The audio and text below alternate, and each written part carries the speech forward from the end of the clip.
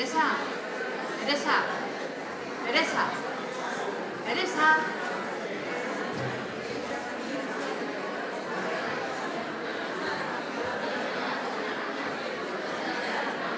Hola, por favor. Si vamos entrando y nos vamos sentando, podríamos dar comienzo al eje 3.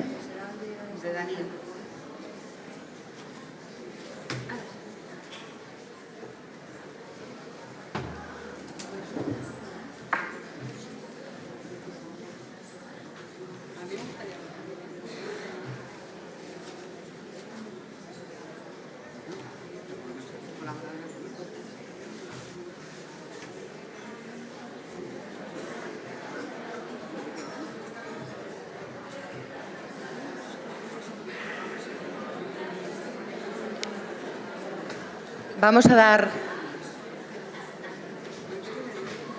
dar comienzo a esta mesa. En primer lugar, buenos días, casi por pocos minutos buenas tardes. Ya sabéis que a partir de la 1 del mediodía es la tarde. Esta mesa representará o hablaremos del eje temático 3 del Congreso de este año. Es una mesa que lleva por título Determinantes sociales en salud, nuevos modelos de gestión. Como veréis, me acompañan tres ponentes de prestigio. Os explicaré primero un poquito la estructura de la mesa. Tendremos una ponencia marco que tiene una dedicación de tiempo específico por su importancia, y después tendremos dos comunicaciones también de elevada importancia porque son el reflejo práctico, ¿no?, de la contextualización más teórica que se nos puede hacer con la ponencia. Deciros que los determinantes sociales en salud y los nuevos modelos de gestión tenemos también la intención de poner una mirada en cómo los sistemas de salud, de servicios sociales y otros sistemas del bienestar que pueden impactar en la ciudadanía y en las personas, cómo se resitúan delante de las nuevas problemáticas, las nuevas vulnerabilidades que con la evolución de la sociedad va surgiendo. Queremos poner de manifiesto cómo el trabajo social en la gestión también tiene un papel relevante y cómo desde la gestión del trabajo social también se puede influir en las políticas y en los modelos de intervención, y queremos también demostraros cuál es el rol o cuál debería ser el rol más importante que tiene que tener el trabajo social en general, pero sobre todo el trabajo social sanitario en los nuevos modelos de gestión que actualmente se van a implantar. Y ya sin más voy a dar paso a lo que realmente es importante en esta mesa, que son las ponencias. En primer lugar tenemos al señor Pedro Gullón Tosío. Buenos días, gracias por hacer el esfuerzo de acompañarnos, que sabemos que tienen unas agendas muy apretadas. Él nos va a hacer una conferencia que se titula él es Director General de Salud Pública y Equidad en Salud, y su conferencia se llama directamente Determinantes Sociales de la Salud. Cuando quieras, Pedro. Gracias.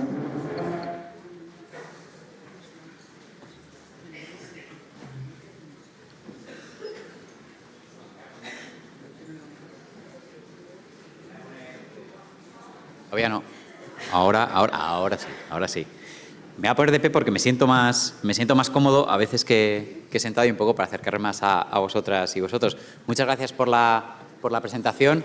Soy Pedro Gullón Tosío. Ahora pasa que soy el Director General de Salud Pública y Equidad en Salud en el Ministerio de Sanidad, pero yo antes era pues, un académico que trabajaba en la universidad y que se dedicaba a determinantes sociales. Yo estoy un poco más por esa parte, aunque da casualidad de que ahora hay un periodo en el que tengo otras responsabilidades. Y quería hablar un poco de un marco general que sirva un poco para charlar sobre determinantes sociales de salud. Cosas, muchas conoceréis, otras que a lo mejor necesitan un marco más general y algunas en las que podemos incidir que no se habla tanto. Poner un pequeño conflicto de interés, por supuesto, no tengo conflictos económicos con esta charla, pero sí que tengo claro, evidente, un conflicto ideológico con las ideas que presento y, evidentemente, con mi labor que tengo en la Administración Sanitaria ahora mismo, que es un conflicto ideológico que está ahí para que conozcáis también que, bueno, pues que mis ideas también parten de algún sitio. Quería estructurar, de hecho, la charla en dos puntos. La primera parte para hablar de desigualdades en salud, que creo que hay que darle algunos matices a lo que hablamos habitualmente, y después para hablar de los determinantes sociales de la salud y determinantes sociales de las desigualdades en salud, que no siempre son los mismos y también requiere de algún matiz para que podamos hablar de ello. Hablando de desigualdades, no quiero aburrirme mucho, pero ¿quién ha visto esta imagen anteriormente? Alguna sí, alguna persona sí. Esta es la imagen del metro Jubilee Line de Londres, y lo que está marcando, si seguís la línea gris, lo que está marcando es la esperanza de vida en diferentes estaciones del metro. Lo flipante y lo que pasa en Londres, que es extremadamente conocido, es que te mueves de la estación de Canning Town, que tiene una esperanza de vida en hombres de 72 años, hasta que te vas moviendo, y sube a 76 en Westminster. Si vas en la esperanza de vida de mujeres, también sube de 81 a 84, y es un tema gradual. Según te vas cambiando de parada de metro, tu esperanza de vida sube. Unos ejemplos más claros de aquello de el código postal puede importar más que el código genético en la salud. Y que esto es un paradigma y que se parece que viene de otros lugares, porque la Jubilee Line de Londres es un ejemplo muy conocido de todo esto, pero ocurre también en otros lugares. Esto, un poco de madrillocentrismo, porque vengo de Madrid, pero también ocurre en Madrid. En Madrid, este es el mapa de los barrios de Madrid, los 129 barrios, porque se ha creado un nuevo barrio, 129 barrios que tiene la ciudad de Madrid. Lo que veis en azul son los lugares con una esperanza de vida un poco más baja, y los que veis en rojo con esperanza de vida más baja. Y lo que veis que hay extremadas diferencias. Hay diferencias hasta 10 años entre lo que puede ser el barrio de Salamanca, algunas zonas de Chamberí, etcétera, con lo que hay en Villaverde o Vallecas. Y esto, claro, ya nos empieza a hacer esas preguntas de ¿y por qué ocurre eso? Que es un poco lo que vamos a intentar responder hoy. Pero no solo es una cosa de la esperanza de vida, sino de lo que hemos pasado en estos últimos años. Es una cosa solo clásica de lo que ocurre. Esto es un artículo que yo publiqué durante la pandemia, con las desigualdades que hay en la incidencia de COVID dentro de la Ciudad de Madrid. Era dentro de la Comunidad de Madrid, que lo veis en el mapa de izquierda, y dentro de la ciudad, donde también veis que hay desigualdades que prácticamente están marcando las mismas que ponía de esperanza de vida. Es decir, tenemos lugares extremadamente vulnerabilizados en nuestros territorios.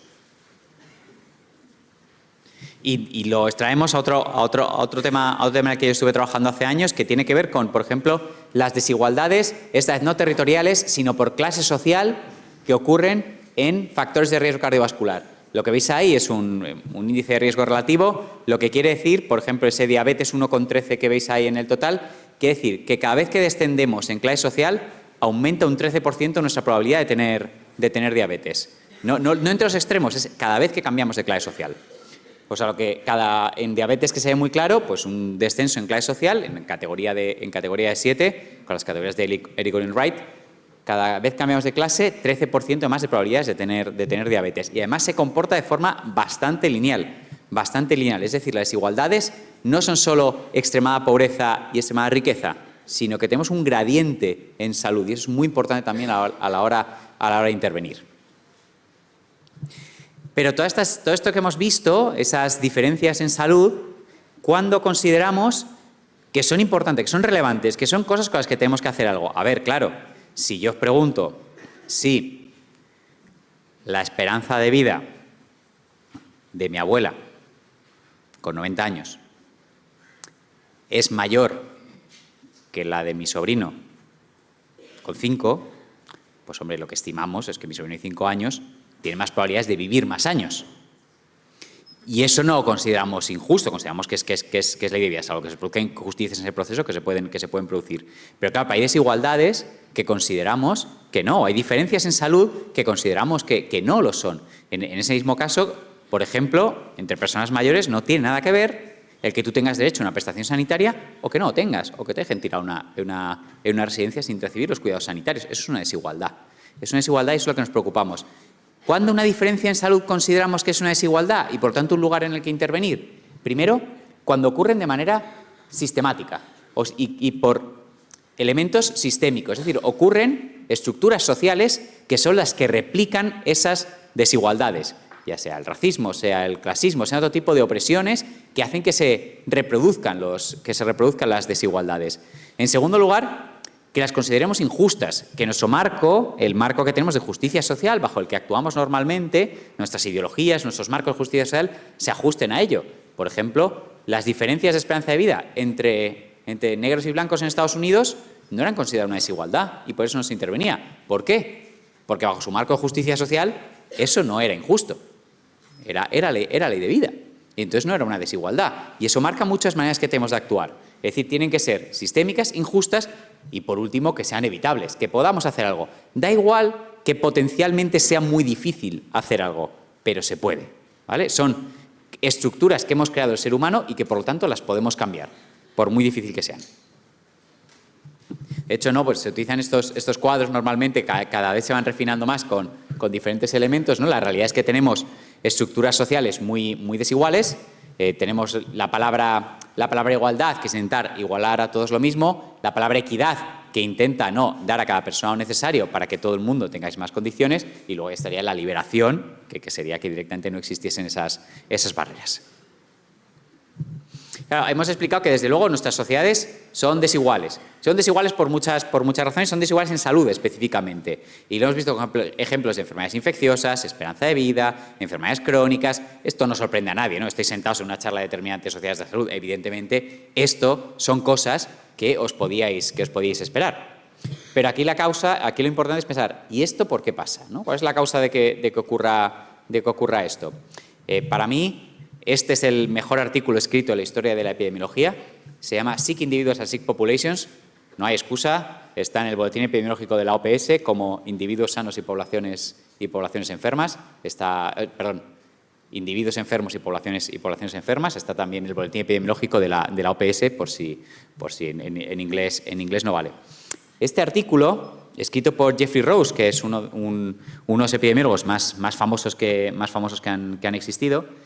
Este hombre, que originalmente era un cardiólogo, se puso a pensar mucho sobre el origen de las enfermedades y por qué unos individuos tienen más enfermedad que otras y por qué unas poblaciones tienen más enfermedad que otras. Y entonces, que tenemos aquí una cara muy simpático, hay muy pocas caras de Jeffrey Rose puestas por ahí, y esta está sacada, creo, de una revista de dermatología de España, porque en algún momento una revista dermatológica de España hizo una entrevista a Jeffrey Rose, y lo tenemos ahí en archivo, sobre lo que hizo. Él decía que normalmente el enfoque que hacemos en lo asistencial es un enfoque de investigación de alto riesgo, que consiste en preguntar, y es lo que hace normalmente la ciencia médica sobre todo, preguntas sobre las causas por las que ocurre algo. ¿Por qué el individuo que tengo delante tiene esta enfermedad? Y tú dices, hace poco ejercicio, es que fuma, es que en realidad tiene una genética más predispuesta por lo que sea. Y todas esas a nivel individual pueden ser correctas, Pero eso no explica toda la figura. Eso no explica todo. Él, de hecho, lo que hizo fue comparar las poblaciones, lo que veis aquí, un intento súper cutre de mí por reproducir lo que salía en el artículo, pone la distribución de la tensión arterial, es decir, lo que tenéis en el eje horizontal es la tensión arterial, los valores de tensión arterial, y lo que tenéis en el eje vertical es el porcentaje de personas que lo tienen, una distribución normal, ¿vale? Lo rosita que se ve ahí es en unos nómadas de Kenia, y lo que veis en azul en civil servants, que se llaman, funcionarios de Londres, ¿vale? En funcionarios de Londres y en nómadas de Kenia. Y lo que se ve ahí es que no es que cada individuo le pase algo, sino que toda la curva de distribución se cambia, que hay una diferencia entre las curvas. Hay dos curvas de distribución, pero una está más aplanada, otra no, y otra está mucho más desplazada a la izquierda. Y lo que plantea Jeffrey Rose es que lo que está pasando aquí no es que de repente los de Kenia de por sí hagan un estilo de vida mejor que les haga que tengan menos tensión arterial, sino que tiene que haber fuerzas masivas que hacen que la distribución sea diferente. Ya teníamos un nivel diferente. ¿Qué le pasa a mi individuo? Pero ¿qué pasa a la distribución de la enfermedad en mi población? Que es lo que él llamaba el enfoque de investigación poblacional. Investigar las causas de las causas. Sí, las personas que hacen ejercicio físico tienen menos tensión arterial o tienen menos hipertensión. Pero ¿cuál es la causa de que eso pase? ¿Cuál es la causa de que unas personas hagan más ejercicio o no? Bueno, pues en este caso se puede hablar de que resulta que los funcionarios de Londres están todo el día sentados en su sitio, que la condición de nómada les hace moverse mucho, y después también preguntarse, vale, ¿y eso por qué ocurre? ¿Qué elementos hay detrás también de que haya esas diferencias? ¿Qué causas políticas, sociales, económicas es lo que está ahí? Y eso no respondemos la ciencia médica. La pregunta de ¿por qué hay este número de casos en mi población? Normalmente no respondemos las ciencias biomédicas. Eso se responde desde el lado social, político y económico. Y aquí es donde es muy importante que diferentes disciplinas colaboren con la salud para entender estos elementos que hay detrás. Y bueno, esto es otra imagen de Jeffrey Rose con más números, pero creo que ya números a estas horas a lo mejor es un poco más aburrido. Pero la imagen general es que a la vez que tenemos estrategia de investigación, también tenemos una estrategia de intervención. Lo que tenemos entonces son dos estrategias de intervención diferentes. No voy a entrar en hacerlo con números, solo fijaos un poco en la curva. Tendríamos las estrategias de alto riesgo, que consisten en hacer intervenciones individuales, pues intentar que una persona deje de fumar, intentar que una persona tome antihipertensivos para bajar su tensión arterial, lo que sea. Es una estrategia de alto riesgo. Lo que intenta es que las personas que tienen más riesgo, los que veis aquí en este extremo derecho de la curva, que son los que tienen más riesgo individual de morir por un infarto, ¿no? Esto es la tensión arterial, pues quien tiene más riesgo de morir por un infarto son los que están más a la derecha. Pero lo que decía también Rose y que él demostró con números, y que además ya hay evaluaciones empíricas que hablan de ello, es que verdaderamente la mayoría de casos de infarto no se dan en estos del extremo. Estos son los que tienen el mayor riesgo individual. Pero verdaderamente la mayoría de casos se dan los que tienen un riesgo medio alto. Porque son más, básicamente porque son muchos más, ¿vale? Aunque si el riesgo individual es mucho mayor si estás en la curva, verdaderamente hay más casos totales en la población en esos riesgos medio altos, que ya no son riesgos bajos, sino riesgos medio altos y que son mucha parte de la población. Y lo que decía Rose es, si conseguimos hacer intervenciones poblacionales que muevan toda la curva de población, aunque sea muy poquito a cada persona, muy poquito a cada persona, que todas las personas tengan una tensión arterial solo 5 milímetros de mercurio más baja, salvaríamos muchísimas más vidas que yendo solo a la estrategia de alto riesgo. Y eso consiste en cambiar las causas estructurales que hacen esto. Si reducimos de repente que todo el mundo reduzca sal y baje un poquito la tensión arterial a todo el mundo, será una estrategia de salud pública súper efectiva. Y este tema se ha ido desarrollando con los años, ¿no? Aquí tenemos, esto supongo que sí lo conocéis, el informe del ministro Lalonde, que fue un ministro de Sanidad de Canadá, que él intentó cuantificar de una forma, bueno, pero nos vale como ejemplo didáctico, él intentó ver diferentes entornos, diferentes causas masivas, como diría Rose, qué impacto tienen en salud, que si estilos de vida, biología, el sistema sanitario y el medio ambiente. Lo que vio en este estudio que encargó a su equipo del ministerio es que verdaderamente lo que tiene más impacto tiene que ver mucho más con los estilos de vida y con el medio ambiente que no con lo que no con el propio sistema sanitario. Y de hecho después vio, ¿pero en qué nos gastamos los recursos? Todo en el sistema sanitario. Nos lo gastamos todo en el sistema sanitario. Y que había un desbalance entre las causas de las causas que ocurre la enfermedad y verdaderamente donde luego actuábamos, que era exclusivamente en el sistema sanitario. Los números yo creo que no se sostienen ya con los métodos de análisis que tenemos y todo, pero nos sirve como ejemplo didáctico. A esto fuimos avanzando con diferentes marcos de determinantes sociales de salud. Este es el modelo más conocido, aunque a mí no me gusta mucho, el modelo de capas de cebolla, donde marca que tenemos unas personas que tienen un entorno muy cercano, que marca los estilos de vida y que vamos sumando a diferentes entornos que terminan determinando en un modelo de capas de cebolla determinantes muy macro, como pueden ser las políticas económicas, sociales, culturales, ambientales, determinan que unas personas tengan derecho a un tipo de empleo, a un tipo de vivienda, a un tipo de barrio, un tipo educativo, que después terminan marcando qué acceso tienen esas personas a redes sociales, comunitarias, estilos de vida, etcétera, y que eso termina impactando en la salud. Yo soy un poco más clásico, institucional, por decirlo de alguna forma. A mí me gusta mucho este tipo de marcos de determinantes sociales. Si no conocéis, este es igual al de la OMS, este es el marco de la OMS, pero adaptado a España, que se hizo por un grupo de personas expertas para la estrategia de equidad del Sistema Nacional de Salud hace bastantes años. Se guardó en un cajón y en 2018 volvió a salir. Este marco conceptual lo que nos dice, parecidas capas de cebolla, pero añade algunos ejemplos más de injusticia, lo que nos dice es que nuestro mundo está dominado por determinantes estructurales que ocurren y que en cada momento histórico tiene sus propios determinantes estructurales y cada sociedad puede tener sus determinantes estructurales.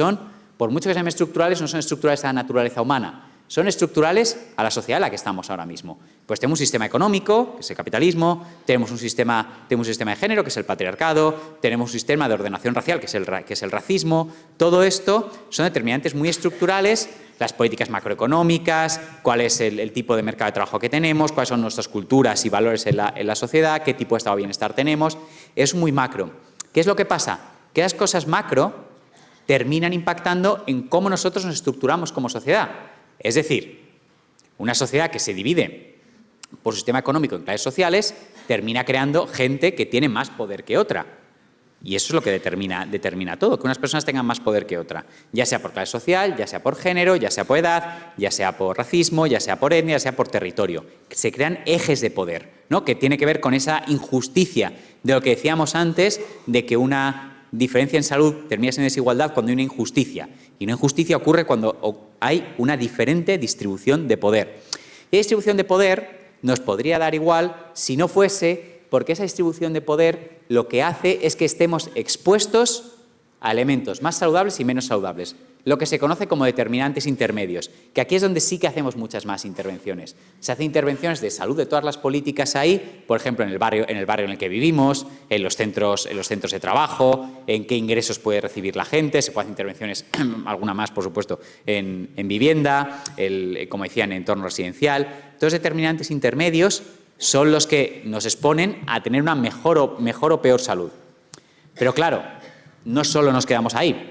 No solo nos quedamos ahí, sino que después, hasta llegar a que unas personas tengan mejor salud que otras, pasamos por diferentes elementos. Y el más importante aquí, y reivindico después de estar diciendo todo el rato que el sistema sanitario tiene un rol en la salud que es limitado, pero aquí, por ejemplo, en desigualdades sí que tenemos que ver que todas esas desigualdades terminan atravesando por lo que hacemos en el sistema sanitario. Y el sistema sanitario puede actuar aumentando desigualdades, conteniéndolas un poco o disminuyendo las desigualdades sociales. Por mucho que las causas de las causas estén en otro lado, es uno de los lugares de intervención. Podemos intervenir sobre todas las políticas o los intermedios. Podemos trabajar políticamente en los determinantes más estructurales, pero podemos trabajar mucho técnicamente y con una visión de equidad dentro del sistema sanitario. Y ahí es donde entra, especialmente, y en un congreso como este de Trabajo Social y Salud, la visión precisamente que existe desde el trabajo social en la salud, que tiene una visión siempre de esas diferencias de poder y de intervención en los lugares más vulnerables. De hecho, a la hora de las intervenciones, cuando pensamos de esta manera o pensamos de forma muy clásica, como decía Rose, pensamos casi exclusivamente en esa parte poblacional que lleva a mover toda la curva de distribución. Y son muy efectivas y está bien que las reivindiquemos porque casi nunca se piensa de esa forma. Pero claro, Michael Marmot, uno de los principales popes en temas de determinantes sociales e igualdades sociales, él dice que en realidad el enfoque más adecuado, y que empíricamente está demostrando como el más adecuado, consiste en un enfoque que se llama de universalismo proporcional.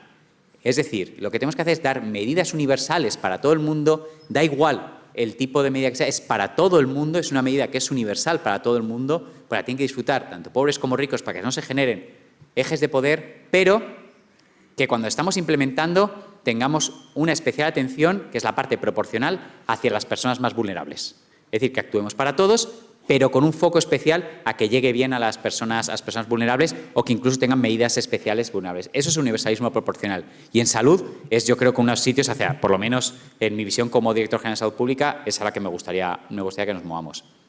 Quiero acabar ya con, esto es por, 10 consejos que te daría tu médico para que no seas, Esto es lo normal, lo que dice un médico.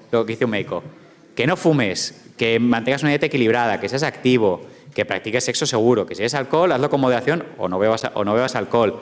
Maneja estrés, ten cuidado con las condiciones, con las radiaciones solares, aprovechas oportunidades de prevención de cáncer, ten cuidado en la carretera, aprender principios básicos de primeros auxilios. Esto te dice cualquier médico todavía. Esto es una cosa muy normal en consulta, estos son consejos que damos. Ahora bien, si le damos una mirada a determinantes sociales de la salud, ¿qué es lo que pasa? Que podríamos dar otros consejos. No seas pobre, no tengas padres pobres. Esto es yankee, ten un coche, salvo en algunos lugares, yo soy bastante cochofo. No trabajes en un puesto estresante, no vivas en una vivienda húmeda, ten suficientes ingresos, no pierdas tu trabajo, no vivas al lado de una carretera que tiene mucho tráfico. Todo esto entendemos con una mirada muy lógica de determinantes sociales que estos son unos consejos de mierda. Ahora la pregunta es, ¿no son estos igual de mierda? ¿No son estos, como hemos visto, que todos estos están determinados por los determinantes, en el fondo pensar que todo se va a solucionar así, diciéndole a la gente esto, no es muy parecido a esto, por esa estructura social que está detrás? Quizá no sea tan exagerado, estoy haciendo un poco haciendo un juego con esto, pero desde luego tienen más parecido de lo que parece.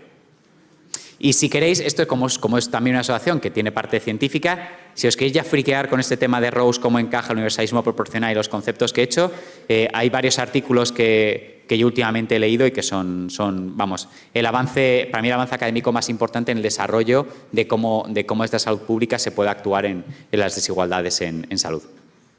Y termino solo con la última frase de Rudolf Virchow, un clásico, que fue el padre de anatomía patológica, es un tipo que fue un show, el padre de la medicina social también, se enfrentó en un duelo de salchichas contra Otto von Bismarck, o sea, fascinante, una vida fascinante. Y él dice una de mis frases favoritas, que es la medicina es una ciencia social y la política no es nada más que medicina a gran escala. Muchas gracias.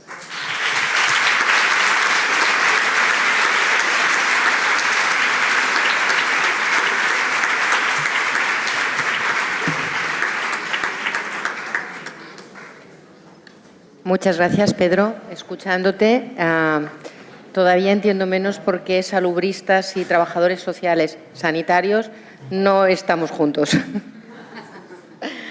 Muy bien, después de esta magnífica introducción que da pie a las siguientes comunicaciones, os presentaré la comunicación El trabajo social sanitario y el abordaje de los determinantes sociales a través del Programa de Atención Integrada Social y Sanitaria en Navarra, país. Nos lo presenta Eva Espatolero Ladrero. Gracias, Eva, por estar aquí con nosotras. Eva es diplomada en Trabajo Social por la Universidad Pública de Navarra y en Educación Social por la UNED, máster en Trabajo Social Sanitario por la Universidad Oberta de Cataluña. Tiene un título propio de especialización en la figura profesional de agente de igualdad por la Universidad Pública de Navarra. Lleva más de 12 años trabajando como trabajadora social sanitaria en diferentes centros de atención primaria del Servicio Navarro de Salud. Desde el 2024 es la jefa de la sección de atención sociosanitaria del Servicio de Efectividad del Servicio Navarro de Salud, cuya misión se dirige a mejorar la eficiencia, seguridad y calidad de los procesos asistenciales, puesta en marcha de estrategias de coordinación inter e intraniveles y desarrollar nuevos modelos de atención. Además, Eva también es responsable técnica de la Estrategia de Atención a la Discapacidad y Promoción de la Autonomía del Plan de Salud de Navarra y presidenta del Grupo Técnico de Trabajo de Atención Integrada a las Mujeres Víctimas de Violencia. Todos los ponentes que nos acompañan tienen extensos currículums y creo que algunos de ellos vale la pena reflejarlos para que podamos ver la dimensión, ¿no?, de hasta dónde el trabajo social puede llegar, porque a veces fuera y dentro tenemos francas dudas y no debería haberlas. Adelante, Eva. Muchas gracias.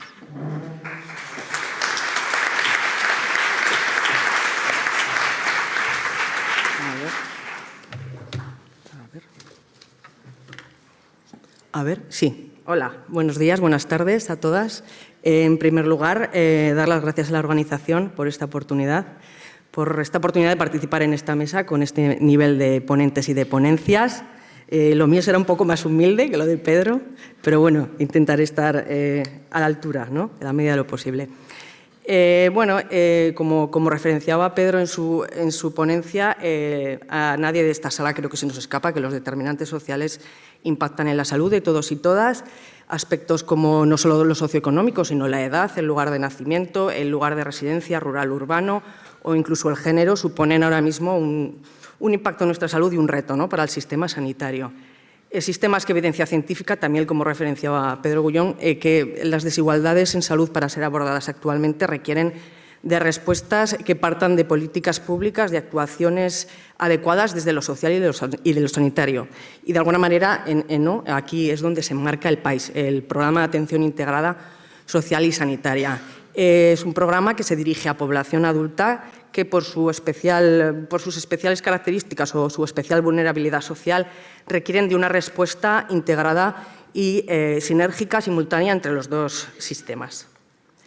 Bueno, por contextualizar un poco, conoceréis probablemente Navarra, comunidad autónoma al norte del Estado, pequeñita, una población de 686.000 aproximadamente habitantes y geográficamente se estructura en 3 áreas sanitarias y 10 de servicios sociales, con sus correspondientes zonas básicas, tanto de salud, ¿no?, de atención primaria de salud, como de servicios sociales. ¿Dónde se origina, cómo parte el país, ¿no? Podemos decir que ya hace unas cuantas décadas que nuestros sistemas en Navarra, tanto de servicios sociales como sanitarios, de alguna manera ya llevaban a cabo acciones conjuntas, simultáneas, en las que intentaban trabajar colaborativamente, pero sí que llegaron a la conclusión de que de alguna manera no lo hacían ni de forma sistematizada ni tampoco de forma equitativa en lo que es en el territorio. Entonces se juntaron para reflexionar y de ahí partió sobre todo el identificar a una población en concreto que precisaba o tenía unas necesidades sanitarias en las cuales estaba impactando de manera importante los determinantes sociales. Se trataba de una población con unas necesidades sociosanitarias altamente complejas y además requerían de cierta respuesta urgente. Sumado a eso, se identificó cómo los equipos de atención primaria, tanto de salud como de sanidad, de alguna manera no alcanzaban a abordar unas casuísticas tan complejas. Ahí es como surge el PAIS. Surge primero en el área de Tafalla, en el área de salud de Tafalla. Allí parte a modo de pilotaje en 2013, por aquello de ir evaluando cómo se desarrollaba el programa, para implantarse en el 2018 y ante los resultados positivos, se valora extender en 2021 por acuerdo de gobierno a 2 áreas de salud más, a la de Estella y a la de Tudela. Señalar que no es casual que el origen del país se den estas áreas geográficas muy ruralizadas, sino se trata de parte de un compromiso del Servicio Navarro de Salud, del Departamento de Salud, para con las estrategias de despoblación y del impacto de la ruralidad, ¿no? ¿Qué marco normativo avala a este programa? Pues, en primer lugar, en el año 2000 ya partimos de un plan, el Plan Foral de Atención Sociosanitaria, que intenta sentar las bases para un trabajo conjunto interdepartamental. Es cierto que es, de alguna manera, la primera apuesta por creernos un espacio sociosanitario, pero en ese momento este plan adoleció tanto de presupuesto como de seguimiento. Damos un salto importante hasta el año 2023 y nos encontramos un decreto foral ya de la 38-2023 que regula, por un lado, lo que es el objetivo del PAIS, que es un poco lo que ya os he adelantado, intentar responder a esas necesidades sociosanitarias altamente complejas de la población y que estaba claro que trascendían al posible abordaje de atención primaria. Y también regula sus servicios, en los que luego os describiré y ahondaré un poco más. Actualmente, en Navarra, nos encontramos en una fase de diagnóstico. Estamos en la fase de diagnosticar las necesidades sociosanitarias que tenemos en nuestra población.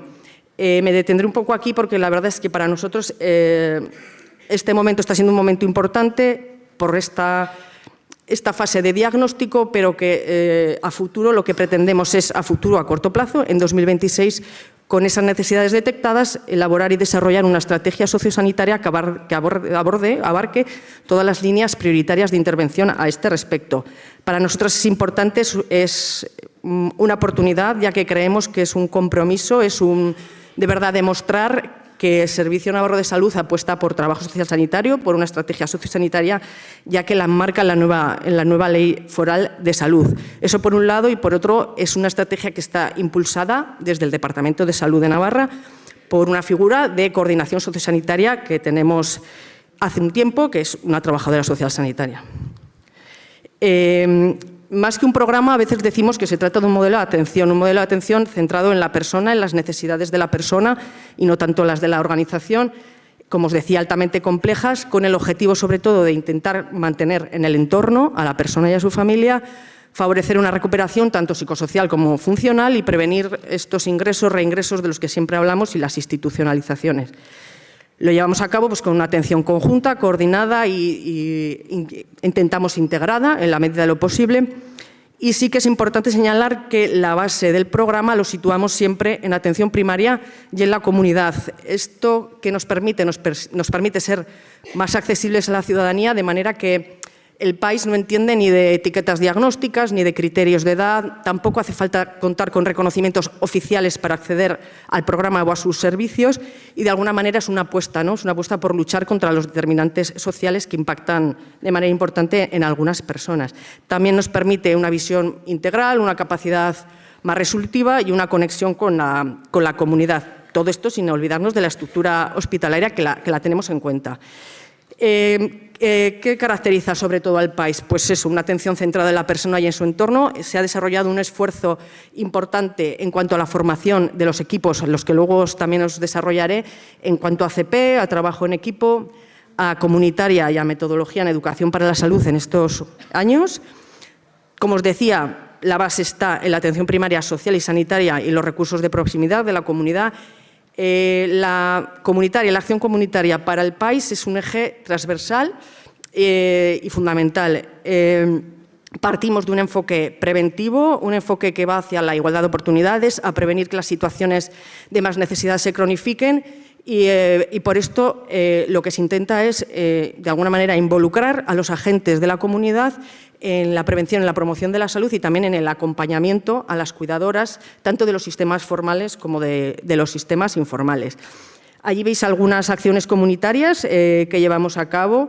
Me detendré un poquito en dos, porque por el tiempo, en relación a soledad no deseada, por ejemplo, en el área de Tafalla, tenemos una experiencia que es satélite vecinal, trata de detectar personas mayores en situación de fragilidad, en situación de soledad no deseada también, y lo conectamos de alguna manera con las redes comunitarias de voluntariado para dar respuesta a esa situación y paliarla en la medida de lo posible. Y otra sería, por ejemplo, los pactos locales por la conciliación. Son iniciativas políticas impulsadas por el Instituto Navarro para la Igualdad que buscamos visibilizar los cuidados, reconocerlos, redistribuirlos, compartirlos. De aquí, de alguna manera, ¿no?, introducimos el determinante social que impacta con el género. Estos servicios a los que hacía referencia y que moviliza y asigna el PAIS son estancias residenciales, centros de día con transporte adaptado y soporte domiciliario. Los moviliza y los asigna a cada caso en base del plan de atención, ¿no?, que diseñamos pues, junto con la familia, como siempre hacemos, ¿no?, y con los individuos. Se caracteriza por eso, por la flexibilidad, porque los horarios se adaptan a mañana, a tardes, a fines de semana. Son recursos a los que se accede de forma rápida, casi inmediata. Ahí se quiere responder, ¿no?, dar respuesta a esa urgencia de la que os hablaba y, como os decía, no requiere de ningún tipo de necesidad de reconocimiento de dependencia o de discapacidad. Todo esto se sustenta en unas herramientas de valoración compartidas o comunes que se han ido desarrollando a través de nuestros sistemas de información y desarrollo en Navarra y que en nuestra historia clínica informatizada contamos principalmente con una aplicación informática de integración asistencial, Andía Sociosanitario, que nos permite registrar la información que nos parece, ¿no?, de alguna manera más relevante. Este plan de información compartido y ahí incorporamos información relativa a la gestión del caso, quién es la gestora del caso, servicios, los objetivos, las acciones y tareas, responsable y alta, ¿no? Esta información está parametrizada, es explotable, monitorizada y la podemos también ir evaluando. Los equipos de los que os hablaba antes, que son los que van a, de alguna manera, impulsar todo el programa.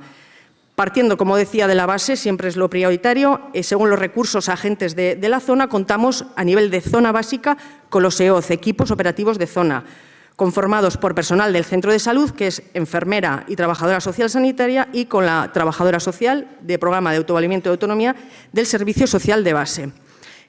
A nivel más de área, más de distrito, están los ECOS, que son los equipos de coordinación sociosanitaria, en este caso conformados por una trabajadora social del Departamento de Derechos Sociales y una enfermera del Departamento de Salud. Las funciones de los ECOS principalmente son el asesoramiento técnico, comunicación permanente, coordinación con los equipos de primaria, ¿no?, con los EOZ, también identificar los recursos comunitarios que tienen en la zona y impulsar lo que es la red comunitaria de su área. Y también son los encargados de alguna manera, dar a conocer ese modelo de atención integrada sociosanitaria de la que son responsables en su área. Los servicios, un poquito más de información, se asignan en base al proceso, ¿no?, de atención integrada sociosanitaria que los ECOS lideran. Se caracterizan principalmente también por la temporalidad, son puntuales de 1 a 3 meses. Consideramos que sumando la intervención de los ECOS psicosociosanitaria, más además ese acompañamiento que realizan, asignar el recurso hace que consigamos estabilizar ciertas situaciones de alta complejidad y permitir que se mantengan en el domicilio, en su entorno.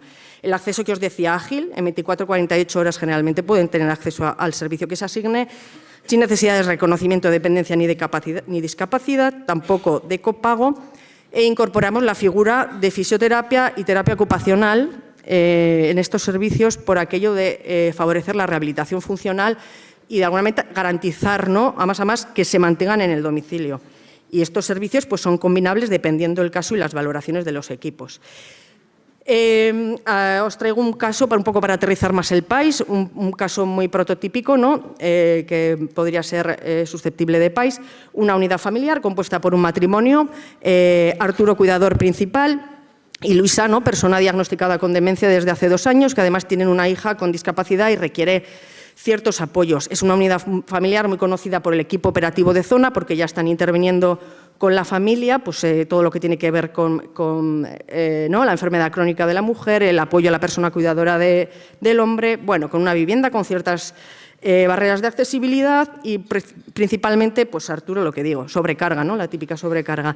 Sufre Arturo como cuidador principal, es el cuidador principal y sufre un evento adverso, ¿no?, una situación aguda, un ictus, e ingresa en el hospital. Es atendido por el equipo de neurología, pero también en el contexto del programa de planificación de alta hospitalaria, de manera proactiva, en las primeras 24 o 48 horas, trabajo social de la unidad de trabajo social hospitalario interviene. Se coordina con la gestora del caso, del EOZ, que generalmente, en muchos casos, trabajadora social sanitaria, y de alguna manera valoran que es un caso susceptible de ser atendido por el ECOS, que valora, y asigna en este caso el ESOZ, el equipo de soporte domiciliario, ¿no?, con las figuras de terapia ocupacional y terapia familiar. Como decía antes, sumando la intervención psicosocial más la intervención o la asignación del recurso, favorece la estabilización de la situación y de alguna manera es derivado de nuevo, ¿no?, a su entorno, al equipo de operación al equipo operativo de zona, que será el que continuará con el seguimiento del caso. Este programa, como os imaginaréis, supone una inversión importante, presupuesto, en esfuerzo, pero bueno, lo que refiere a equipos, a presupuesto, ¿no? Aquí podríamos visibilizar de qué estamos hablando, ¿no? Contamos con 22 equipos operativos de zona y 3 ECOs actualmente, lo que son 72 profesionales. En estos 2 últimos años y medio se han atendido 738 personas, se han llevado a cabo talleres grupales, 20 acciones comunitarias y un poco en relación al alta la intervención ya hemos ido evaluando datos y bueno, el 75% de las personas permanecen o regresan a su domicilio, se cumplen los objetivos en el 70% de los casos, la capacidad funcional mejora o se mantiene también en un 88% y un poco en esta apuesta por la atención centrada a la persona siempre, ¿no?, solicitamos que valoren la atención y en el 75% de los casos pues valoran entre un 9 y un 10 sobre 10. Ya para ir terminando, en cuanto a claves de éxito y retos de futuro, bueno, un poco partiendo del compromiso que el Servicio Navarro de Salud, el Departamento de Salud, desde el origen del país asumió con la equidad territorial, ya podemos estar en disposición de informar que en 2026 esperamos que se extienda al norte de Navarra con 2 equipos de coordinación sociosanitaria y sus correspondientes EOZ, y para el 2027 probablemente en la comarca de Pamplona comenzaremos pilotando un ECOS también con su correspondiente EOZ por aquello de el perfil de la población más urbana, más número de población, y decidimos que pilotaremos. Como no se os escapará después de un poco de exponeros el programa, se trata de un programa que ha requerido y requiere de mucho esfuerzo, de mucha ¿no?, inversión de energía a todos los niveles, al nivel macro, meso, micro, supone un acompañamiento muy directo a las profesionales que están en los equipos, al terreno, surgen dificultades que hay que ir resolviendo, impactan muchos aspectos, como por ejemplo la variabilidad territorial, a veces dificulta que los criterios sean homogéneos entre los equipos, entre las áreas. Bueno, pues son aspectos... Eva, 3 minutos. Ya, que vamos solventando y que, bueno, y nos parece un poco aludiendo a Tomás Zapata ayer, ¿no?, que hablaba de integración horizontal y vertical, nos parece que es un buen ejemplo tanto de una cosa como de la otra, horizontal en cuanto a los 2 sistemas, vertical en cuanto a los entornos hospitalarios, porque utilizamos las mismas herramientas, compartimos equipos, compartimos servicios y tenemos una visión integral, psicosocial y también integrada. Bueno, esto es todo.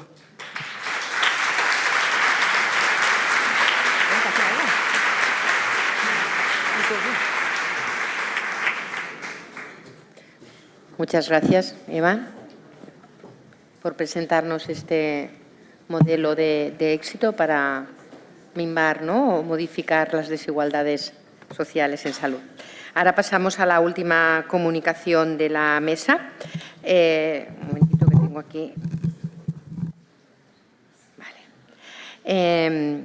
La comunicación se titula Los determinantes sociales de la salud como indicadores de riesgo y herramienta de gestión en trabajo social sanitario. Nos la presenta María Luz Campelo García.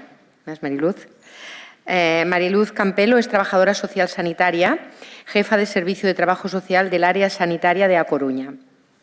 Servicio Gallego de Salud desde el 2011. Está también licenciada en Sociología por la Universidad de A Coruña. Es vicepresidenta de la entidad, de la asociación que organiza hoy el Congreso, Asociación Española de Trabajo Social y Salud, en Galicia, y directora de la revista científica digital Trabajo Social y Salud. Además, es coautora y autora de numerosos artículos científicos vinculados al ámbito del trabajo social en salud. Es docente en el Máster de Dependencia, Políticas Públicas e Innovación Social para Personas Mayores del Instituto Complutense de Ciencias de la Administración y forma parte también de Nuestras Voces y de la Comisión de Sanidad del Consejo General de Trabajo Social. Además, es miembro del Consejo Asesor de la Revista de Servicios Sociales y Política Social, entre muchas otras cosas que, al igual que Eva y Pedro, pues son figuras referentes en el ámbito. Sin más, paso la palabra a Luz para que nos haga su exposición. Muchas gracias.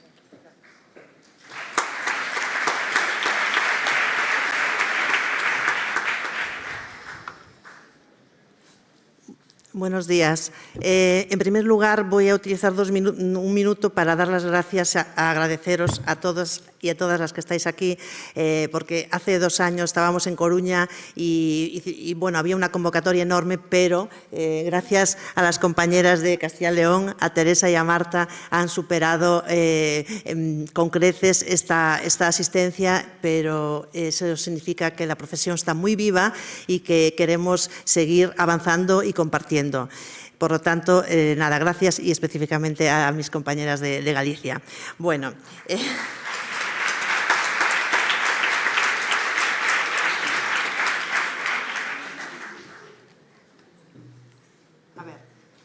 Hola. Bueno, voy a lanzarme aquí al escenario. Voy a utilizar todas las medidas, como me vaya sintiendo cómoda. Hablar como jefa de servicio de trabajo social, hablar de los indicadores sociales como indicadores de riesgo, factores de riesgo e instrumentos de gestión es un reto para mí también y es una oportunidad que agradezco. En primer lugar, lo que hice fue estudiar toda la documentación, a ver si logro aquí pasar, para adelante, a ver que no me manejo aún, ¿vale? Uy.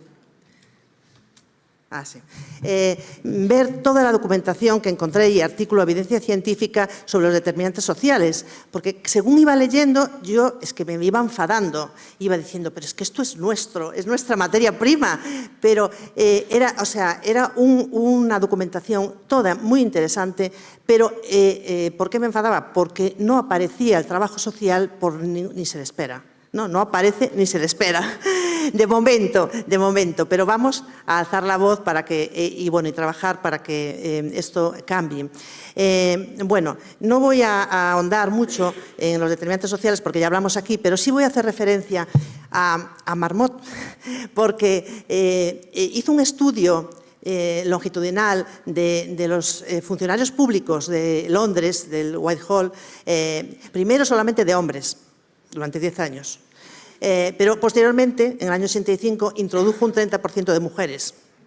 Vamos avanzando. Entonces descubrió, los resultados dieron que un gradiente social, de forma que las personas, los trabajadores que estaban más abajo en la escala social, tenían más posibilidad de enfermar. Al principio solo eran aspectos más biológicos como cardiovasculares, pero en el segundo estudio ya avanzó a otro tipo de problemas de salud como la salud percibida, los aspectos psicosociales, la satisfacción en el trabajo, problemas de espalda, etc. Entonces, se volvía a repetir que los trabajadores, cuanto más bajo en la escala social estaban, más enfermaban y más posibilidades de morir tenían. Eso me llevó a pensar que nosotros, trabajo social, estamos ahí, en la escala inferior de todo el sistema sanitario. Porque además hizo una interpretación y dijo, ¿a qué se debe esto?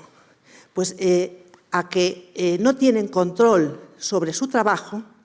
Os suena, ¿verdad? Cuando nosotros trabajamos con la población, ¿qué trabajamos? Tienen que tener el control para tomar decisiones, porque la enfermedad es una pérdida de control de la vida. De lo que nos pasa, de nuestro día a día. Entonces, no tienen control sobre su trabajo y tienen demandas que dependen de recursos que no tienen, que está fuera del sistema y que no depende de esos trabajadores. Y además, no tenemos control porque no tenemos ninguna estructura dentro del sistema, ni tan siquiera el personal administrativo tiene una estructura superior que tiene unos programas, tiene unos registros, tiene unos controles de gestión. Nosotros no tenemos nada. Poco a poco, cada entidad, cada comunidad, lo vamos organizando como podemos, pero estamos totalmente en solitario. Es más, llegué a pensar que no entendía por qué estamos, porque no hay nada que nos apoye, no hay... Entonces digo, pues esto es un milagro, porque...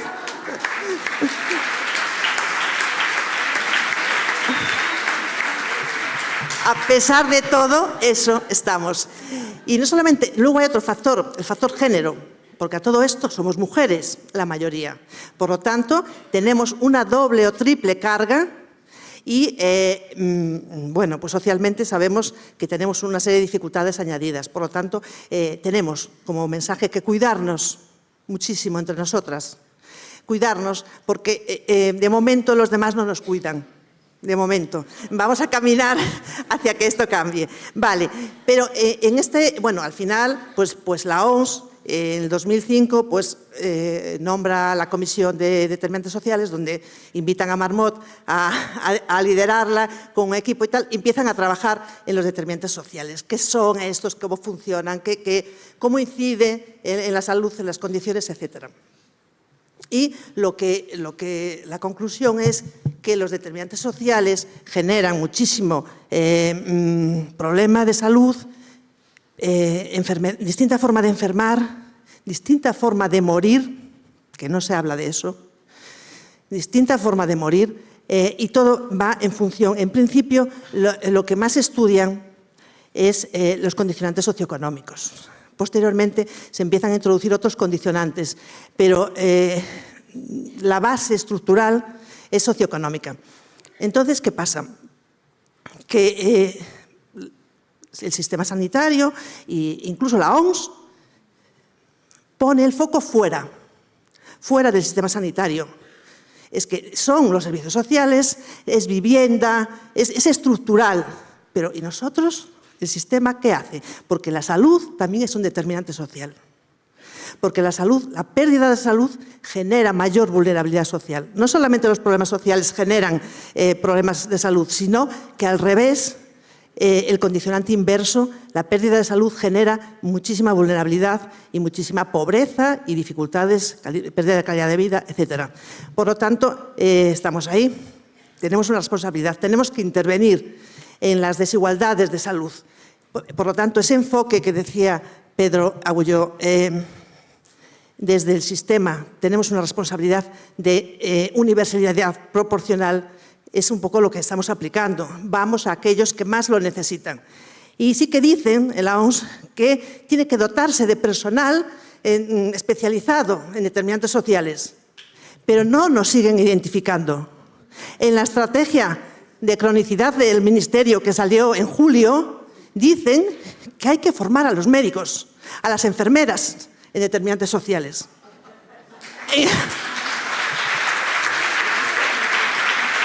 Perdón, que toda la metodología del trabajo social, toda nuestra intervención, todo el acompañamiento, el trabajo en red, la gestión de caso, el trabajo comunitario, todo, formar en las universidades a los médicos. No hay médicos, lo decía ayer Tomás Zapata, no hay médicos en el futuro, no hay enfermeras, pero vamos a quitarles el contenido específico de ellos para que amplíen lo social y nuestro contenido de trabajo social, pues nos vaciamos. No, somos necesarias, el sistema nos necesita, la población nos necesita y tenemos que hacer llegar nuestra voz allí donde pueden hacer que estemos y que cambiemos. Y ya dicho esto, paso a...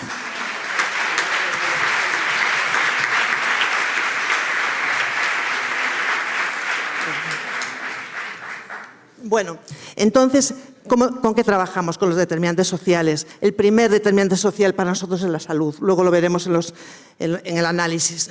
Los aspectos psicosociales, la pérdida de autonomía, las relaciones. Igual que hay un gradiente social, hay un gradiente relacional. Las personas que tienen menos relaciones sociales tienen peor salud también. Falta investigarlo, pero es así. El apoyo social, la economía, la edad, el sexo, el género, etc. No solamente todos esos factores, sino la interrelación entre ellos genera una complejidad enorme. Bueno, vengo de A Coruña, es un área que llega hasta Costa da Morte, es un área integrada, trabajo social, o sea, hospital, atención primaria, centros residenciales y salud mental. Tenemos historia única, somos un servicio de trabajo social único, somos 40 profesionales, creo, 43, y algunas de ellas están aquí, de hospital, atención primaria, etc. Es una población de medio millón de habitantes con un núcleo urbano y área metropolitana que tiene un 70% de la población y 30% rural, con 26 ayuntamientos con una población muy dispersa. Bueno, empezamos el modelo de gestión de trabajo social que tenemos. Este modelo de estratificación es una definición a la que llegué a partir también de estudios de lo que había publicado. Entonces vi que tanto Kaiser Permanente como Bengoa, como luego los grupos de morbilidad ajustados, todas las clasificaciones sanitarias de complejidad eran biológicas, eran desde la medicina, eran desde los diagnósticos. En ninguna se incorporaba lo social. Entonces dije, vale, pero a nosotros no nos vale, tenemos que hacer algo porque esta complejidad es un poco distinta a la nuestra, pero la necesitamos para intervenir.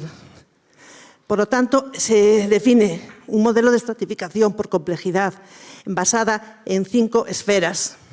En primer lugar, recogemos los indicadores sociales, los factores de riesgo de la población, pero también recogemos lo que quiere la persona, las necesidades subjetivas, sus preferencias, sus valores, porque por mucho que nosotros digamos pues lo que objetivamente es más o menos bueno para esa persona, no tiene por qué coincidir con lo que quiere. La autonomía decisoria y la participación, en función de la capacidad de participación que tiene la persona, nosotros vamos a tener un modelo u otro de gestión. Y la dificultad procedimental, acceso a recursos. ¿Por qué? Porque es otra determinante social. Vemos lo de dependencia, bueno, en Galicia, no sé, en otras comunidades es como si no hubiese, quiero decir, tarda 2 años y además el trabajo que lleva en procedimiento es enorme y por lo tanto, si nosotros tuviésemos un recurso específico, eso ya no sería un determinante, ya no habría ningún problema. Bueno, pues teniendo en cuenta todo esto, de manera interseccional, definimos la complejidad y tenemos 3 tipos de complejidad. Apoyo a la gestión, intervención social y gestión de caso. Voy a explicar un poquito. El tipo 1, cuando una persona tiene unos determinantes sociales de riesgo, unos factores de riesgo, expresa su voluntad, pero tiene capacidad para, con la información que nosotros le damos, el apoyo, el acompañamiento, resolverlo por sí misma, tipo 1. ¿Vale? Nosotros somos el recurso, las profesionales somos el recurso y estamos informando, empoderando, cambiando esa desigualdad, esa falta de capacidad o de información y somos un lugar de confianza donde esa información que damos de recursos, de derechos, bueno, conocemos el sistema sanitario muy bien, es muy importante porque es otro determinante social para las personas más vulnerables. Entonces, ahí es tipología 1. Por lo tanto, luego veremos cómo se comporta.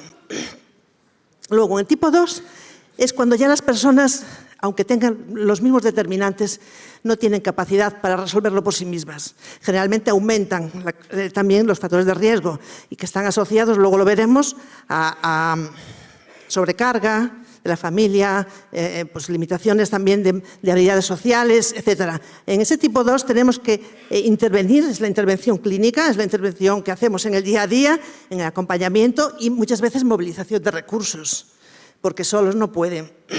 Y el tipo 3 es cuando ya no tenemos interlocutor válido. Quiero decir, la persona no tiene capacidad por sí misma, con su red de apoyo, para afrontar esa situación de salud o esa situación social que está viviendo, que si no se interviene va a generar más problemas de salud. Y somos nosotras las personas que asumimos el liderazgo de la gestión. El liderazgo absoluto, es los que tienen más carga. Vale, vamos a ver un poco ahora cómo se comporta. Esta es... Luz. Sí, 5 minutos. Vale. Esto es un gráfico muy básico, porque está en porcentajes, si no lo he puesto, de la evolución de la tipología en los últimos años. En el año 2018, un 70% de la población que atendíamos era tipo 1.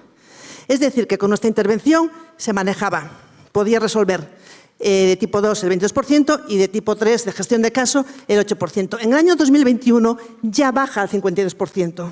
La población pierde capacidad de gestión de su enfermedad, de sus procesos. Y aumenta también el manejo con las familias, la dificultad de cuidados y también aumenta de manera importante la complejidad. Pero miremos los últimos 3 años con una población, un universo de población de análisis de 7.535 personas. Baja al 45% el tipo 1, se mantiene el tipo 2, pero mirad la complejidad. Esa complejidad, sin nosotras, bloquea el sistema. Bloquea.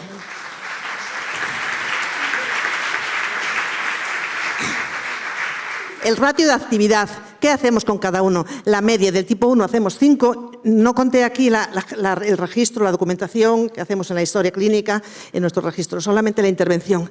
5 acciones en el tipo 1, el doble en el 2 y el triple en el 3, con una diferencia también muy interesante por género, por sexo. Intervenimos más con los hombres que con las mujeres. Tienen más recursos los hombres que las mujeres. Luego hablaremos, si nos da tiempo, por qué. ¿Por qué puede ser eso? Mira, aquí vemos qué hacemos en esas 5 intervenciones. ¿Qué son?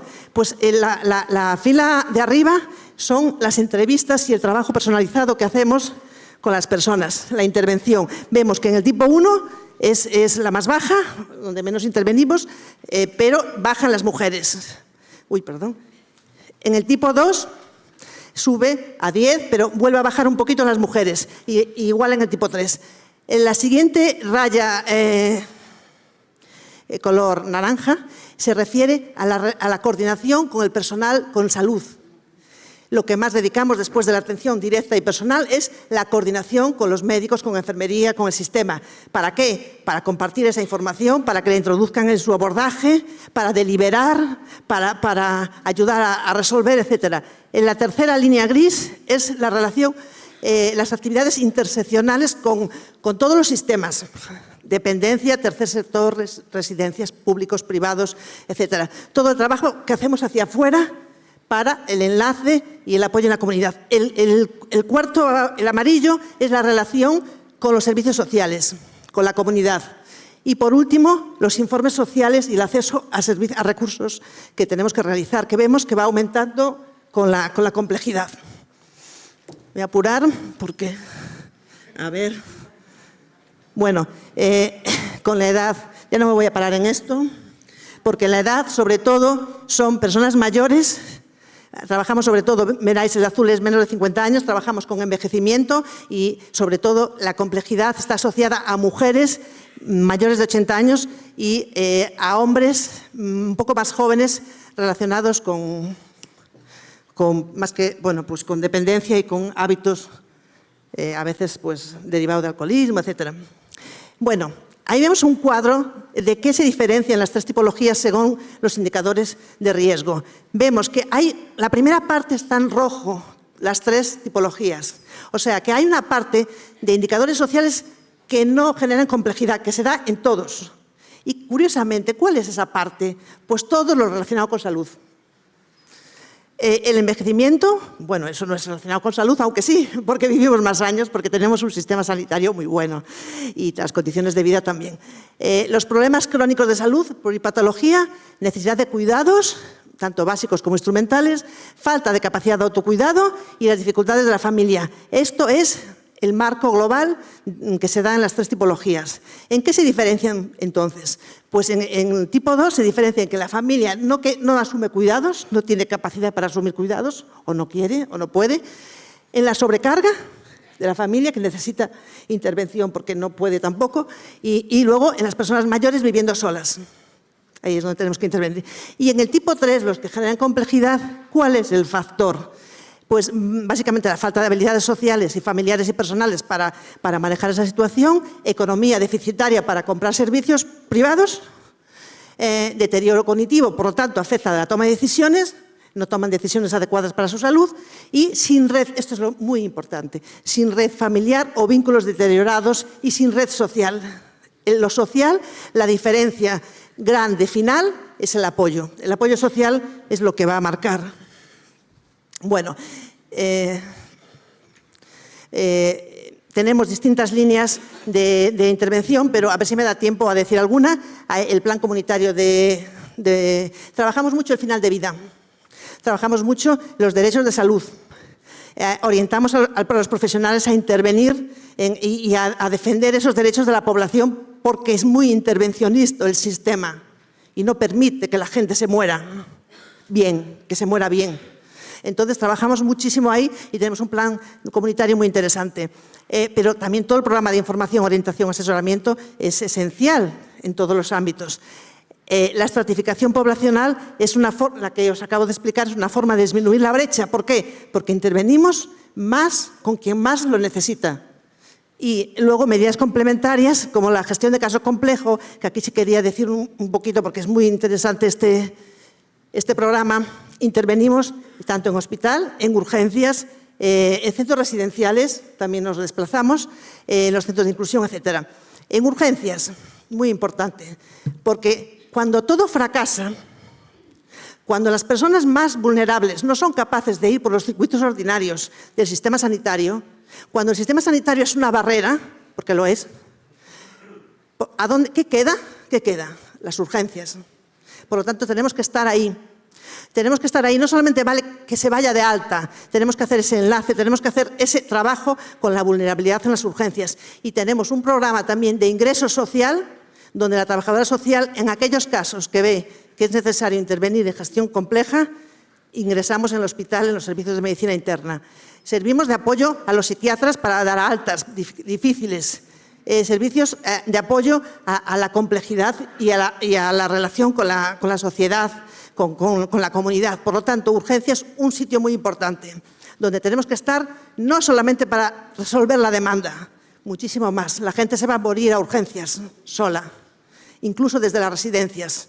No puede ser que la gente vaya, que esté en un centro residencial y que se vaya a morir. En ese sentido, hicimos un programa en 2 minutitos y acabo. Un programa en... Estamos ya, Luz, Ya estoy fuera. Bueno, un programa con atención primaria, donde fuimos con paliativos para ayudar a que atención primaria haga sedaciones en domicilio, y ahí metimos también todo el tema de los derechos de autonomía del paciente. Y luego sobre todo apoyamos a los profesionales en cualquier parte del sistema para que no se sientan solos en la complejidad sociosanitaria. Y ya acabo. Bueno, esto es el mapa de residencias.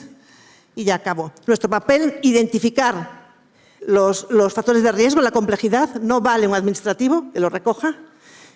Solo se recogen aquellos que se necesitan y para qué. En valoración diagnóstica y planes de intervención. Mejorar la accesibilidad al sistema sanitario, interviniendo en todos los planes, programas, protocolos, etcétera, con medidas de equidad.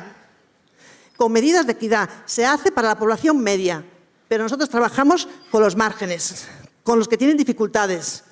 Y luego, trabajar en las transiciones asistenciales, en la alta hospitalaria, entre servicios, etcétera, las transiciones, la coordinación interseccional e intersectorial y los derechos y temas éticos de equidad y justicia. No me da más tiempo, muchas gracias.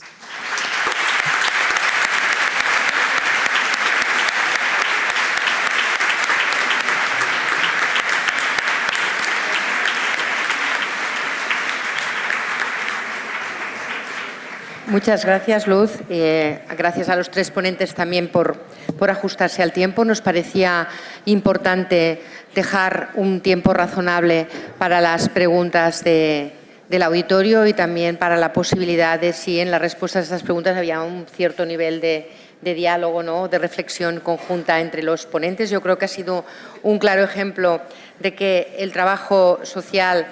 Se han dejado caer varios mensajes, ¿no?, en relación a la propia desigualdad, ¿no?, que sufre el trabajo social en el sistema sanitario en relación a otras profesiones y cómo esto, ¿no?, acaba convirtiéndose en una cuestión estructural que no ayuda, ¿no?, a mejorar las desigualdades. Yo daría la voz al público por si queréis hacer alguna pregunta, tanto a Pedro como a Eva como a Luz. Hola, Raquel. Hola, buenos días. Bueno, soy Raquel, trabajo en atención primaria y también estoy en el Consejo de Trabajo Social.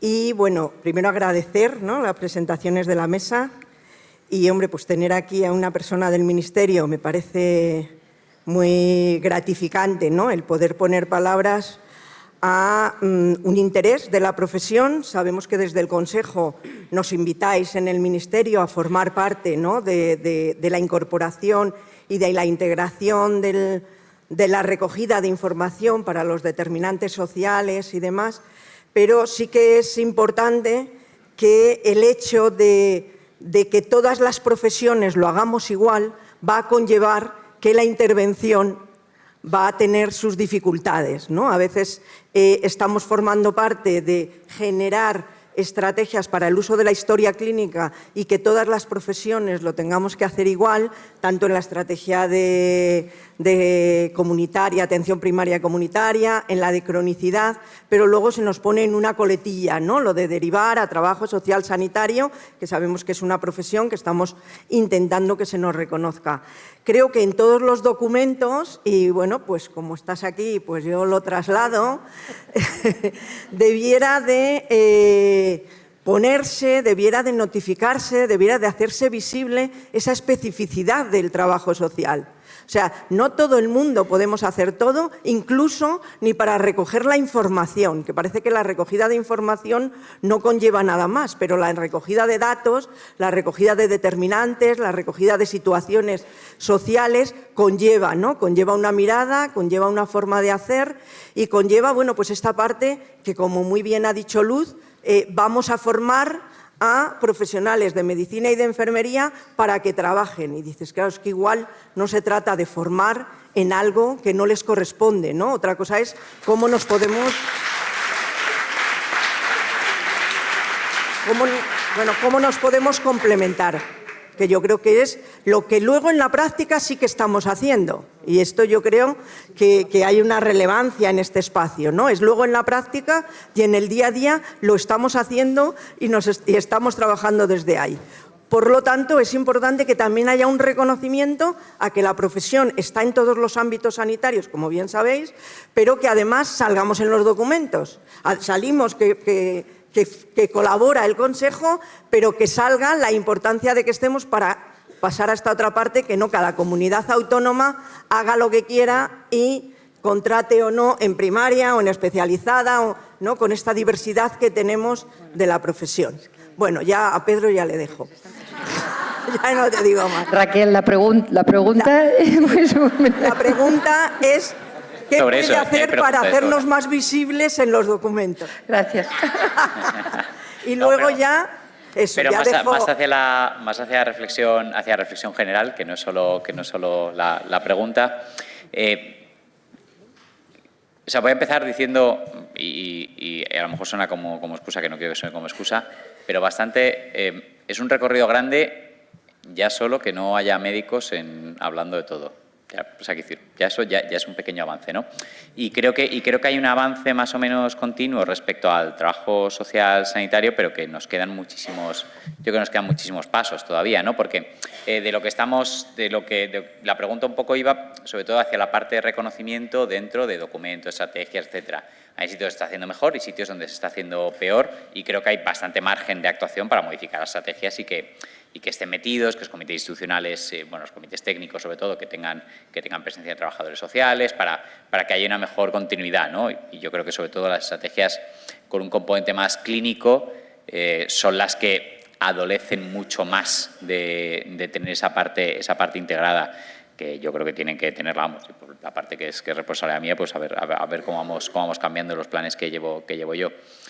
Lo que sí que creo que voy a, no confrontar, pero decir, sí que es necesario que medicina y enfermería sepan determinantes sociales. No que actúen, pero que lo sepan. Una cosa es que no actúen, otra cosa es que lo sepan.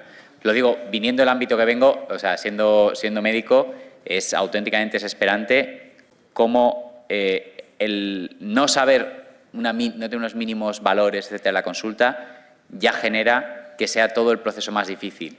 Porque ya ni siquiera van a valorar lo que hace el trabajador social.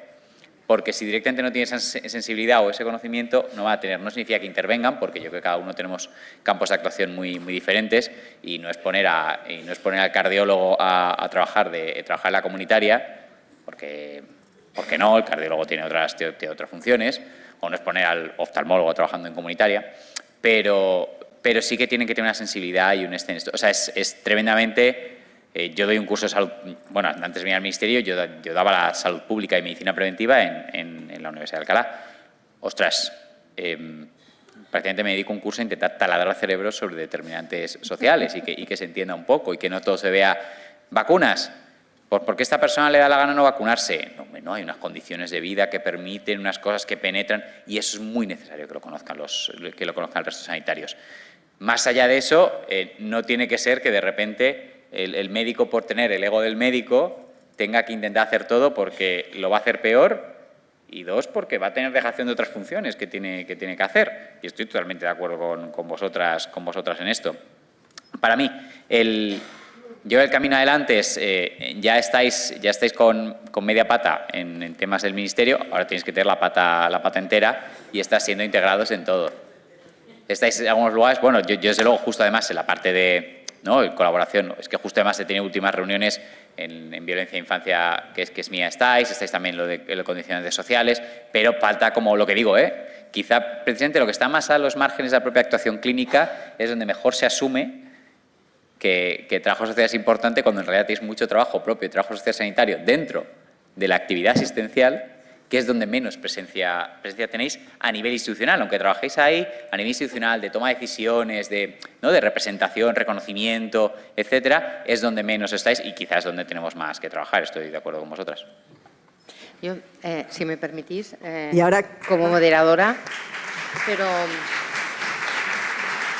yo diría que quizás no te corresponde, ¿no? Pero bueno, dado que estás en el Ministerio, ver como el reconocimiento, ¿no?, de la profesión del trabajo social dentro de la Ley de Ordenación Sanitaria, creo que no tiene que ver únicamente con nuestra práctica, sino que tiene que ver también con nuestros procesos de formación y con las propias universidades. Yo creo que el problema principal es que hablamos de formar, o sea, la universidad, las facultades de enfermería y medicina no ponen dificultad en que médicos y enfermeras se formen en el aspecto social, pero el propio trabajo social internamente nos ponemos dificultades a nosotros mismos porque parece ser que trabajo social solo hay uno y que no pueden existir especialidades. Entonces, quizás que el mensaje de las políticas tiene que ir en otra línea, ¿no? Entonces, como portavoz, si podéis ayudarnos en esto, estaríamos agradecidas. Sí, eso queda totalmente fuera de mi negociado, pero por lo que puedo hacer soy consciente.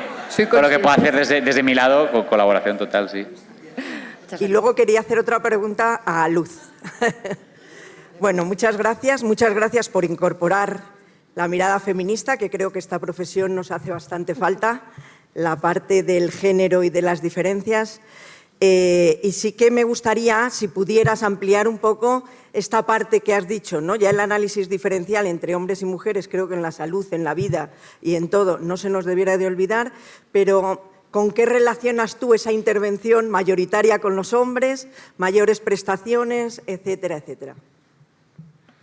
Sí, gracias, Raquel. Primero, me sorprendió. Por eso la importancia de los estudios y de la investigación que estamos aquí en el Congreso con ese enfoque. Me sorprendió porque no lo sabíamos. No sabíamos que intervenimos menos con las mujeres que con los hombres. Se debe, yo creo que, bueno, lógicamente desde la perspectiva feminista y también desde las mujeres tenemos peor salud que los hombres. Pero, en cambio, luego tenemos menor respuesta y menor acceso a recursos, incluso los profesionales, pero no creo que sea porque nosotros, que también tengamos algún interés en darles... No, primero, las mujeres sí que es verdad que tenemos más habilidades para manejar las dificultades de la vida diaria. Entonces, ante un problema de salud, creo que somos más capaces de dar respuesta y tenemos más red que los hombres.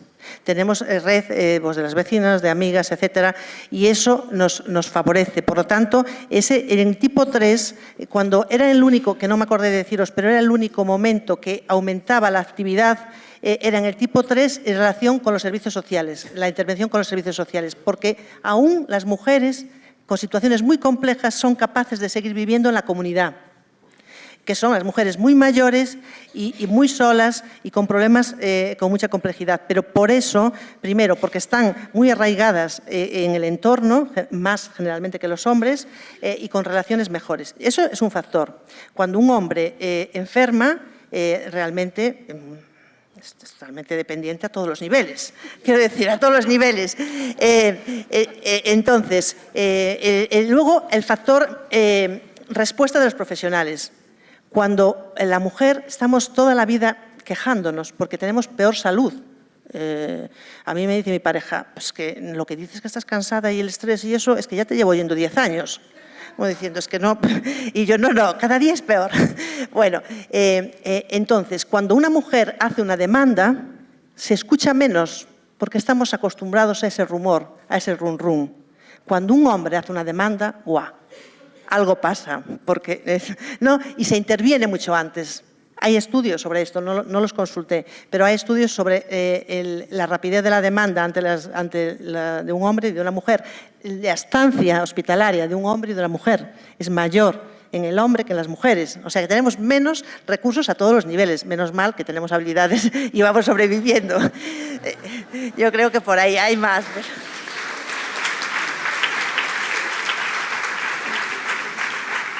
No sé si hay más preguntas en la sala, pero yo querría hacerle una pregunta. Hola, buenos días. ¿Sí? ¿Me dejáis que le haga una pregunta a Eva, por favor, que creo que es importante y que ella también ha manifestado interés por que aflorara este tema? En los modelos de atención integrada, social y sanitaria, por ejemplo, en Cataluña, que se está implementando con bastante fuerza en unas determinadas líneas, uno de los puntos claves es la gobernanza. O sea, ¿quién manda sobre qué?, ¿no? Y quién paga la fiesta, por decirlo así de manera burda. ¿Nos podrías aclarar un poquito en el proyecto que has presentado cómo os estáis organizando? Sí, a ver, sí, ¿no? Sí. A ver, en cuanto a la gobernanza, el escenario en el que se sitúa el país y se desarrolla el país, estamos ante un escenario interinstitucional, interdepartamental, entonces tiene sentido que la gobernanza sea participativa, colaborativa, equitativa en la medida de lo posible. Yo creo que hay que huir de relaciones asimétricas que en realidad solo te van a llevar a implementar las tensiones que ya en el día a día entre departamentos pueden surgir. En concreto, la gobernanza del país se estructura en niveles macro, meso, micro y en diferentes comisiones.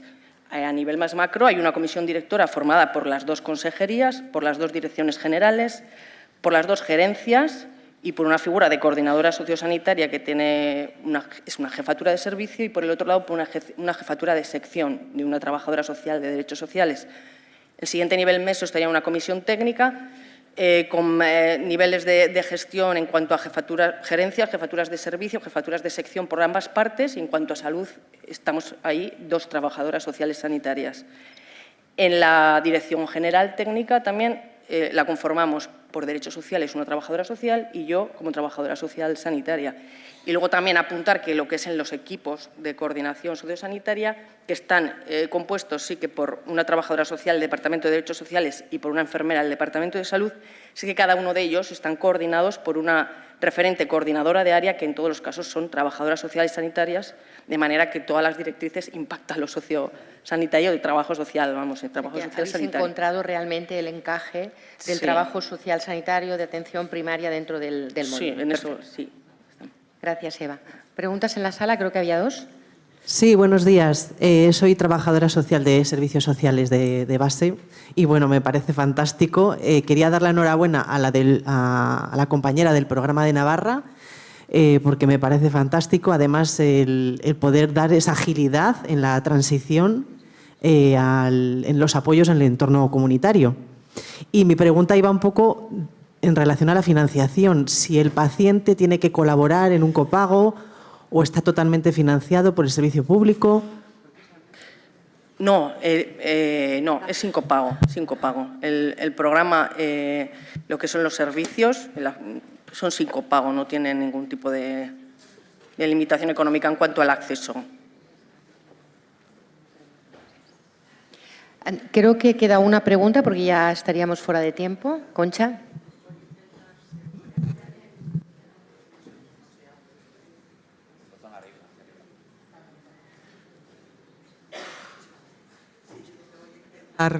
Voy a intentar ser breve. Y es una pregunta para ti, Pedro, ¿vale? Porque lo que últimamente venimos asistiendo, digamos, como a una colonización de la narrativa de lo social por parte de lo médico, que no está mal. Pero estaba pensando, que no está mal porque nos enriquecemos todos, ¿no? Pero estaba pensando en la prescripción social en salud, que lo puede hacer cualquier profesional menos trabajo social, y en los mapas de activos en salud, que están manejados por compañeros y compañeras en un deseo, a mí me parece muy digno, de tener conocimiento de la comunidad y de tener una cartografía de la comunidad, ¿no? Ahora bien, yo creo que, como muy bien nos dice Gilligan, lo que está por delante de todo esto es la ética de los cuidados, y la ética de los cuidados no puede ser sin un mundo relacional. La prescripción social se queda vacía si no va acompañada de una vinculación previa con la persona que le dota de sentido. Se nos ha sacado de ahí, Pedro, se nos ha sacado de ahí y está, pues, que es uno de mis particulares, y está insistentemente el médico, un médico además yo creo que con mucha conciencia y con una idea de salud verdaderamente muy global y muy holística, con muy buena intención, pero que me parece que está desvirtuando el cuidado social y el cuidado comunitario. Yo creo que hay que ver la manera desde el Ministerio, y ahí estoy de acuerdo con Raquel, de cómo podemos articular con vosotros el que verdaderamente los cuidados sociales de media a larga duración, bueno, estén pilotados, estén liderados por trabajo social, y que nos tengáis en cuenta a la hora efectivamente de planificar todo esto, ¿no? Porque a mí me parece que el gran riesgo que tenemos es que esta narrativa se colonice por el discurso médico, por el discurso asistencial en general, y se quede vacío de contenido por parte de trabajo social, que es verdaderamente quien hace de puente entre lo sanitario y lo social. Solo eso.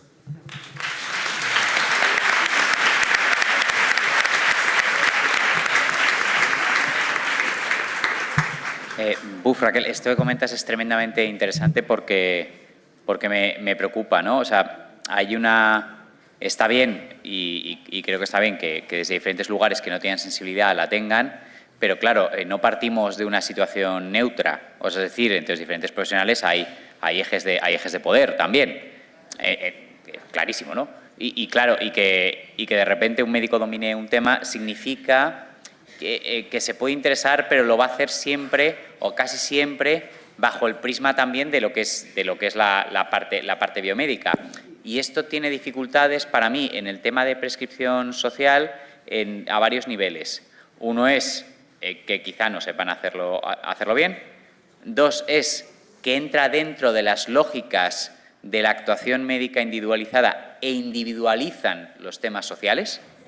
Y esto es un tema muy complicado, el pensar que la solución es una solución individual donde tú plantas una persona ahí y ya está, y no como eso encaja con toda la parte comunitaria y con toda la parte de entorno. Y después que puede ser incluso que los recursos a los que plantan no sean ni siquiera los recursos adecuados, ¿no? Entonces es un tema que a nivel incluso antes de entrar al Ministerio, a nivel filosófico, a mí me preocupa mucho, porque es verdad que, ¿no?, la mayoría de los marcos de determinados sociales parten mucho más de las ciencias sociales, que intentan tocar la puerta a lo médico, y eso está guay, eso es lo mejor que puede pasar. Yo quiero aprender de otras profesiones, pero está ese riesgo de dominación y de cómo eso puede implantar desvirtuando el tema. No sé yo ni siquiera si una parte de reconocimiento es la única forma de tenerlo, o incluso cómo se está yendo y cómo se controlan las narrativas. De verdad no tengo una buena respuesta, porque ya me pasa que ahí me vienen empresas farmacéuticas a decirme que hacen proyectos de equidad en salud. ¿Yo qué hago? Reírme en su cara. O sea, ¿qué me estás hablando tú de equidad en salud y salud en todas las políticas?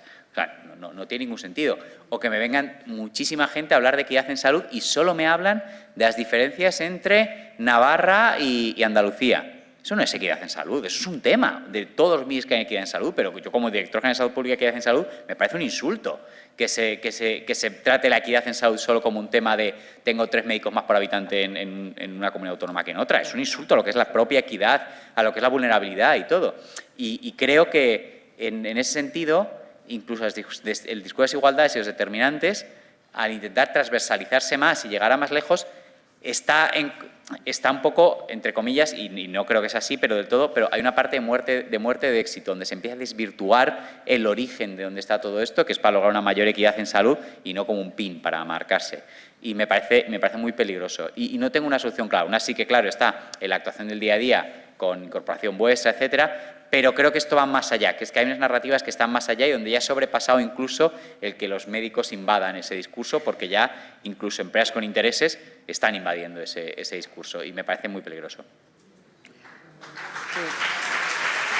Es para cerrar ya, nuestro tiempo. Bueno, tendríamos que ir ya cerrando la mesa. Por favor, no os marchéis, despidamos a los ponentes y tengo 2 o 3 mensajes que daros de parte de la organización. Agradecer especialmente a todos los ponentes y a Pedro, ¿no?, el estar aquí. No es fácil representar al Ministerio en un colectivo que, como ves, tenemos una serie de reivindicaciones potentes. Gracias por la valentía y por haber toreado también la situación. Y gracias también tanto a Eva como a Luz por su magnífica labor y por la defensa del trabajo social. Deciros que la comida la tendréis distribuida entre la primera planta y la segunda, si no me equivoco, entre 2 plantas. Por favor, distribuiros bien para que todo el mundo llegue a todo. Recordar que a las 3:30 empiezan de nuevo las comunicaciones según tenéis en el programa y que a las 5 nos volvemos a ver aquí para el último eje de la jornada de hoy. Y ahora llamo también que por favor vengan María Elena del Barrio, a Mamen Olmo, Verónica Olmedo, Miguel Ángel Alfaro y Ana Isabel Guillén, por favor, que se acerquen un momentito aquí al escenario. Muchas gracias y que aproveche.